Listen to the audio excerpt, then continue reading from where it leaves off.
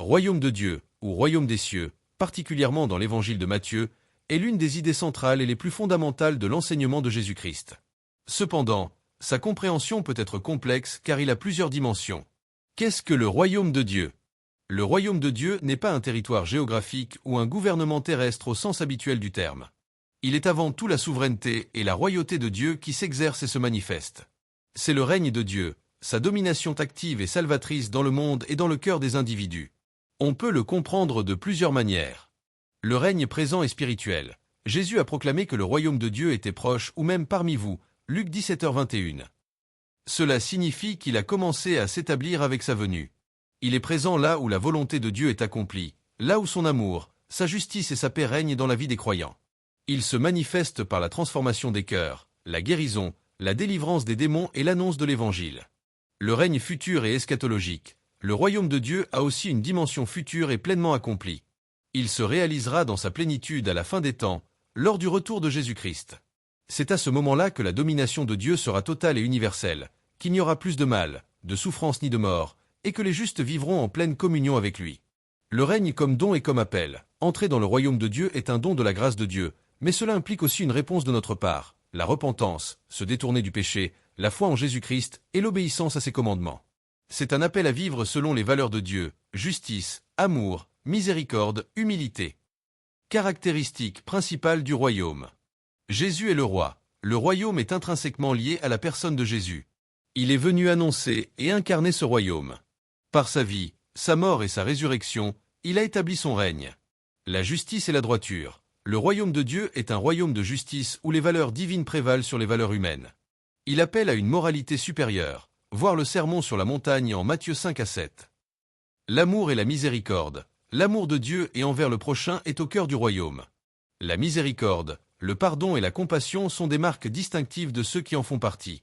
La puissance de Dieu. Le royaume se manifeste par la puissance divine qui agit pour transformer les vies, guérir les maladies et vaincre les forces du mal. L'humilité et la simplicité. Jésus a enseigné que les petits, les humbles, ceux qui ont un cœur d'enfant, sont ceux qui entrent le plus facilement dans le royaume.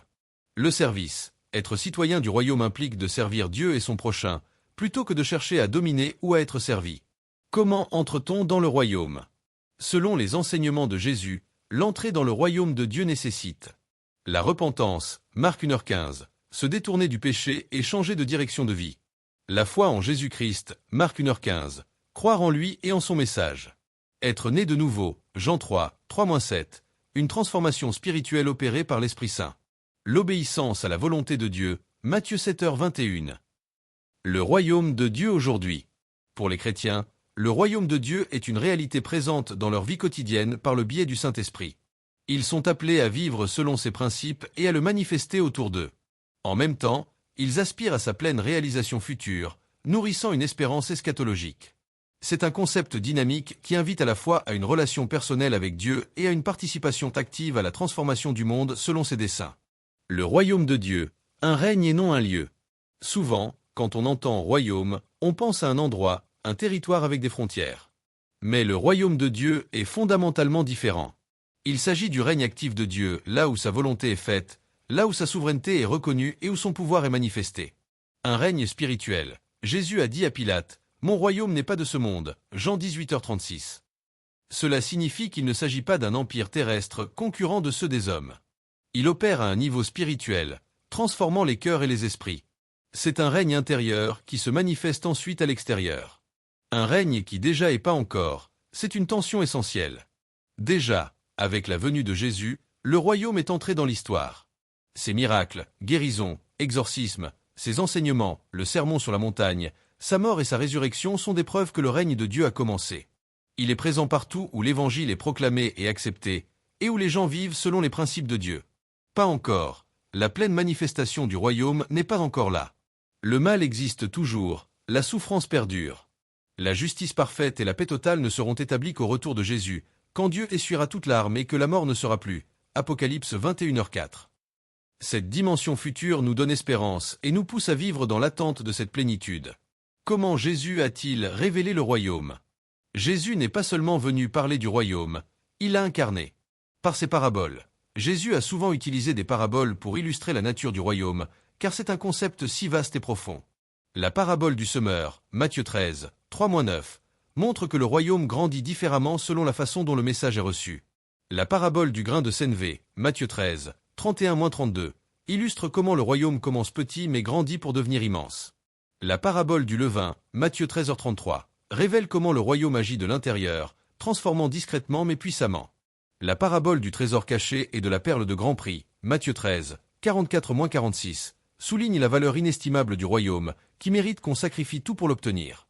Par ces miracles, chaque guérison, chaque exorcisme était une démonstration de la puissance du royaume qui brise les chaînes du péché, de la maladie et de l'oppression démoniaque. Jésus disait, « Si c'est par l'Esprit de Dieu que je chasse les démons, alors le royaume de Dieu est parvenu jusqu'à vous. » Matthieu 12h28. Par ses enseignements sur la justice et l'amour, le sermon sur la montagne, Matthieu 5-7, est souvent appelé la charte du royaume. Il décrit le caractère et les comportements attendus de ceux qui vivent sous le règne de Dieu, humilité, soif de justice, miséricorde, pureté de cœur, pacification, amour des ennemis.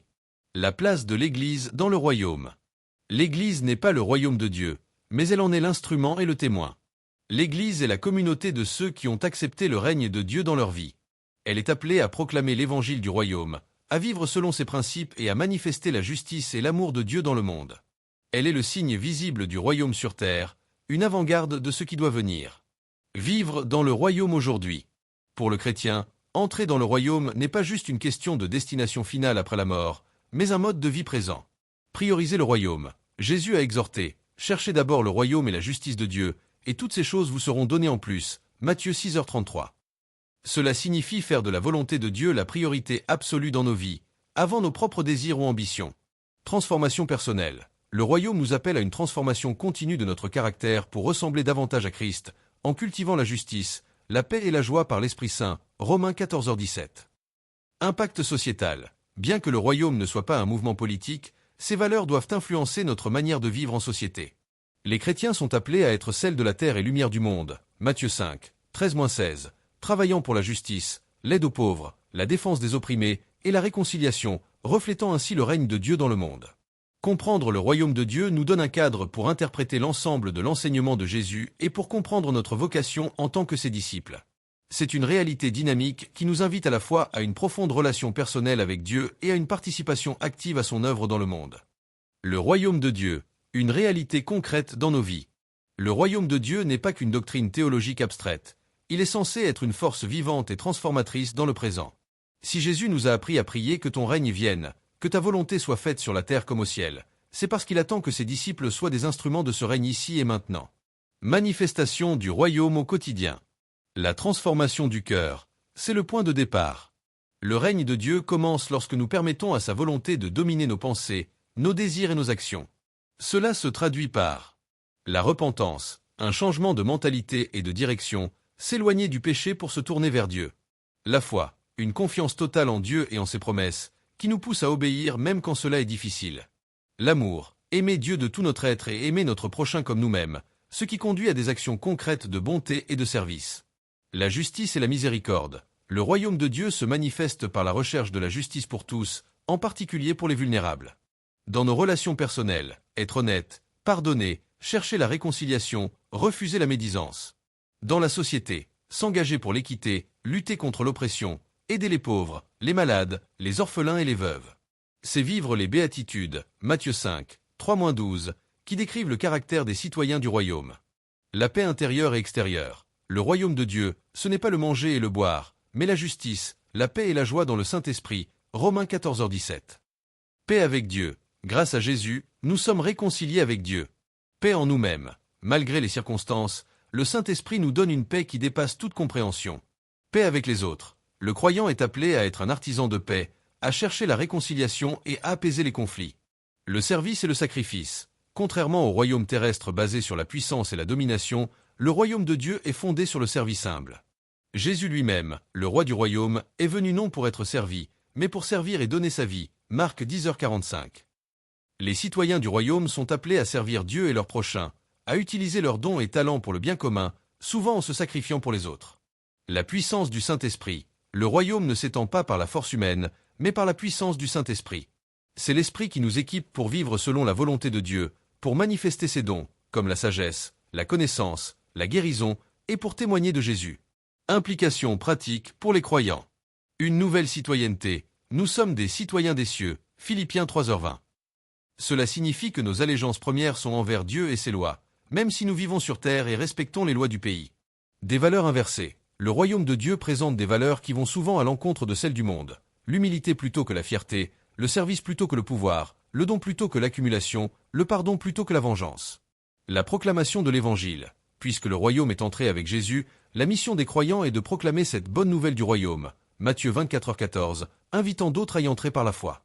Espérance et persévérance. La compréhension du royaume nous donne une espérance certaine pour l'avenir et nous motive à persévérer dans la foi, sachant que nos efforts ne sont pas vains et que le règne de Dieu triomphera pleinement. En somme, vivre le royaume de Dieu, c'est vivre sous la royauté de Jésus-Christ, permettant à sa volonté et à ses valeurs de modeler chaque aspect de notre existence. C'est une invitation à la transformation personnelle et à l'engagement actif pour un monde qui reflète de plus en plus la justice, la paix et l'amour de Dieu. Si vous avez apprécié cette discussion et que vous souhaitez en apprendre davantage, n'oubliez pas de vous abonner à notre chaîne. Activez la cloche de notification pour ne manquer aucune de nos prochaines publications et laissez un commentaire ci-dessous pour partager vos réflexions ou poser vos questions.